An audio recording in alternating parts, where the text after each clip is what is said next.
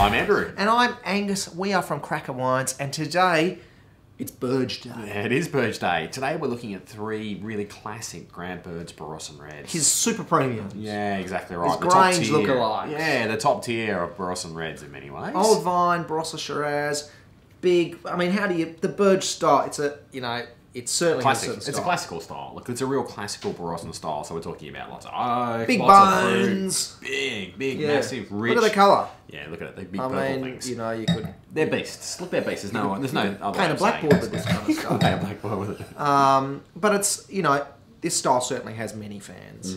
American oak, fair whack of American oak, that really vanilla oak.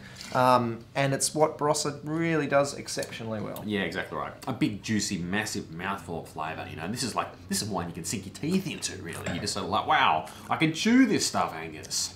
I can't find a steak big enough to go with a wine like this. Yeah, just really juicy. Lots and lots of fruit. And Probably not going to live forever though.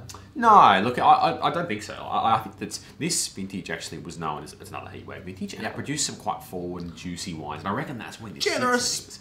Juicy, round, forward, generous wines. Yeah, there's some tannins there, but drink within 10 years, I'd say. And all under cork too. Yeah, which is really interesting, Interestingly actually. enough. So, Filsel. Now, Barossa Cabernet, Corridon Park. This, I must admit, first time I've ever seen Corridon Park. Really? Okay. So this is kind of, I guess the idea, this is kind of, his top Barossa Cabernet. Yeah. And I got to tell you, I'm a massive fan of Barossa Cabernet. I'd second that. I think because the thing is, especially in hot vintages, Cabernet's got such thick skins that it can handle it better than Shiraz. I reckon so too. Look, and I think that Barossa Cabernet is a really underrated beast. Yeah. I think that you're talking about things like the Kalimna, which is the Barossa Cabernet, which is sort of like some of the oldest Cabernet wines in the world. It is the oldest. The oldest. So that's Penfolds, Block 42, Kalimna, Cabernet.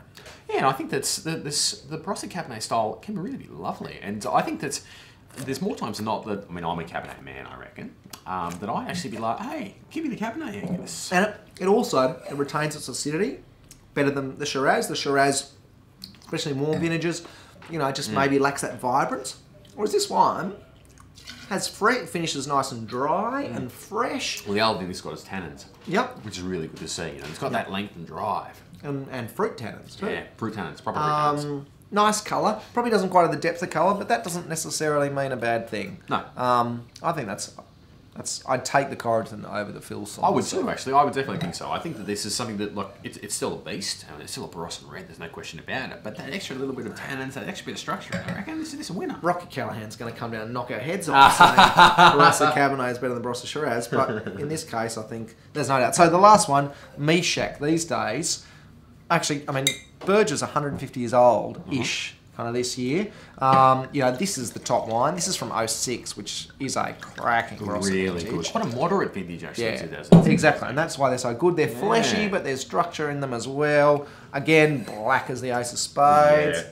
Look, the biggest challenge with this wine is just that it is so young and it is still so tight. I mean, as a 5-year-old now, and it's still a big beastie wine, and it's really tight and structured and firm. This is like essence of Barossa Valley Shiraz. Yeah, that's good. I mean, it's not ungrange like, actually. Like, it's really exactly essence of old vine Barossa Shiraz.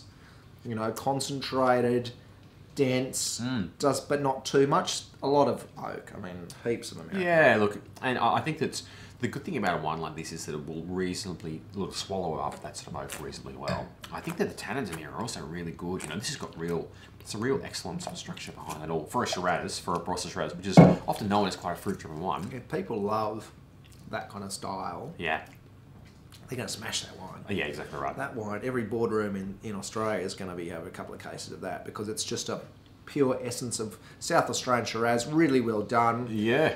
And I've actually just noticed on the side of the bottle here that's already throwing quite a thick crust on the side there. I don't know if you can see that. But still some pretty good tannins as well. Oh yeah, definitely. I think that might be the most enjoyable Meshach I can remember.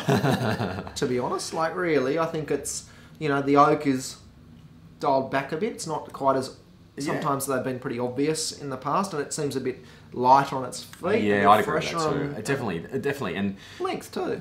Yeah, look, I think it's a really smart wine, and as far as a wine, if you're like, hey, Angus, I want to put some wines in the cellar. Yeah.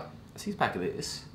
And a six-pack of the Cabernet. Six-pack of Cabernet too. While you're waiting. Yeah. Perfect. Perfect. Grant Burge, 150 years. Well done. Cheers.